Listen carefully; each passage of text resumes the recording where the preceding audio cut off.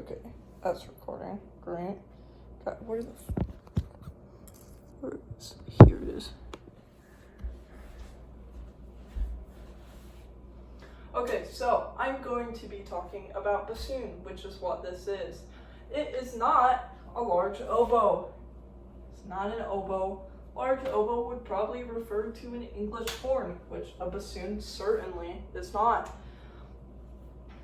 The only connection bassoon and oboe have together is that they are a double-reeded instrument, which means that you make sound by just playing through the reed, which is different from other woodwind instruments because usually you have a reed that connects to a mouthpiece that you blow into. It's also different from brass instruments, which you buzz your lips into.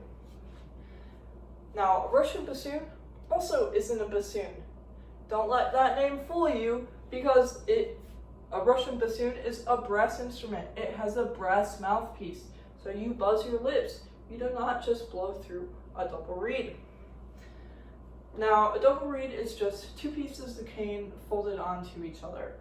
Now, it's very important to bassoon because that's the way you tune. You tune by changing your embouchure instead of pulling out or pushing in on your instrument, which is pretty much how all the other instruments tune except for double-reeded instruments. String instruments even use a similar concept of they either elongate or shorten the length of their strings by changing the pegs. Now with bassoon, like I said, you change your embouchure, so that's how it kind of changes. Now, aside from your reed being the most important part of your instrument, there are essentially 4 other joints. There's also your bocal. This long curvy thing that's made out of metal, that's your bocal. It attaches to the reed and it's basically just a conductor of air into your instrument.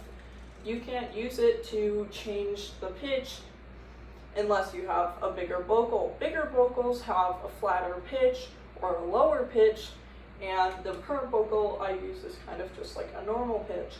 Now you can also have a shorter bocal, which would make you sharper or have a higher pitch.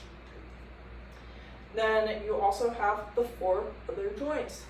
Now this joint at top is called your bell joint. It connects only to your long joint, which is very creatively named. It's the longest joint of the bassoon. Your long joint connects to 2 joints. It connects to the wing joint, which is this other part of the bassoon, and it connects to your bell joint, which is the lowest, your boot joint, which is the lowest part of the bassoon. Now, aside from all of these joints, the bell joint, the long joint, and the wing joint, all of them are just tubing with keys. But the boot joint is actually 2 tubes. They're folded into each other and create a U shape. Now, with your bell, you can also have a bell extender. That allows you to play a semitone lower, which would be an A, compared to a B flat. Now, it's not very commonly used because people can always just go and play contrabassoon or contraforte. Both of them are double-reeded instruments, and they're just kind of like a larger version of bassoon. Now, contraforte is kind of a take on contrabassoon, but different. It also plays just as low, but it's a newer instrument. So the lowest note on bassoon you can play, like I said, is a B flat, which would be. Now you can also play high B flat, and you can go even higher than that.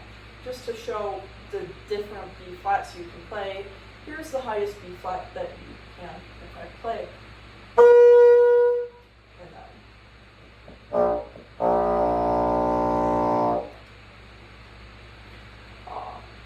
With that being said, generally you don't play in that lower range as much.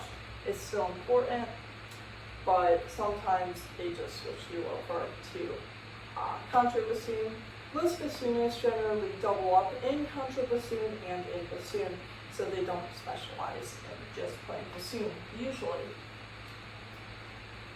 Now, with bassoon, it also, surprisingly, surprising as it is, isn't a bong.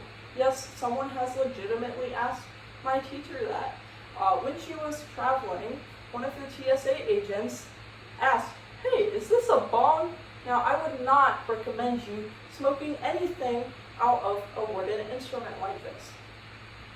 Being a wooden instrument also means that it sucks to travel with, because it expands or shrinks with weather changes, which means it also sucks when you're going into colder seasons like winter or into warmer seasons like summer. Now, with these climate changes making your tone either lower or higher, that's not the only problem with traveling. Another problem is kind of just practicing in and of itself.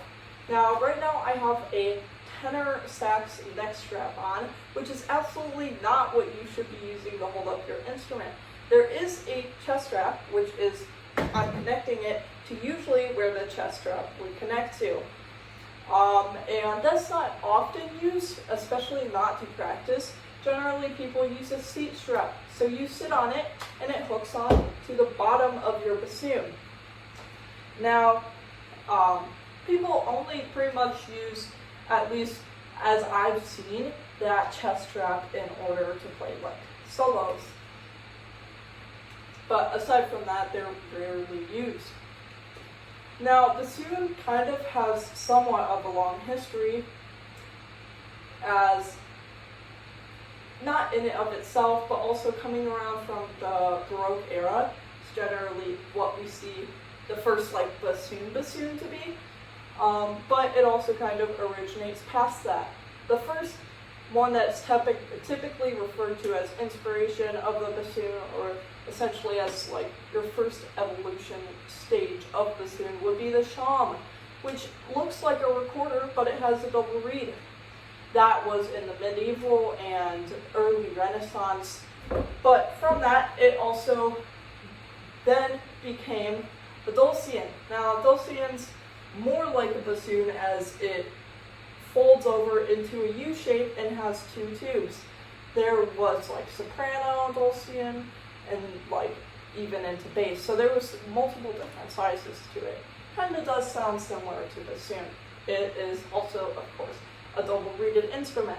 Now, that was in the late Renaissance, so as the shawm went out of fashion, the dulcian came in.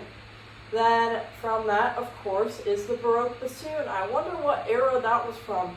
Baroque era! Hint, hint. That kind of looked like bassoon. It really did, except it had way less keys. You also had a reed and a vocal and all of that jazz. Now, from that Baroque bassoon came two different types of bassoon. What I have right here is regarded as the German type, or the Heckel model. Now, I don't have an actual Heckel bassoon because those cost $40,000. I don't have a professional level bassoon yet. That being said, there is also the French bassoon. The French bassoon came from France. Who would have guessed? The German bassoon came from Germany. Also, who would have guessed? We are not very creative in naming parts of the bassoon, or just the bassoon in general. Ref, the long joint. In other languages, bassoon is called fagot. In German, it is called fagot, and fagotto in Italian, both of which translate to a bag of sticks or a bundle of sticks. I also wonder what jokes people make about that. That being said, kind of bassoon is just a funky instrument that most people honestly forget about, or especially they forget the name about it. I've gotten that it's an oboe multiple times. It is not, like I said.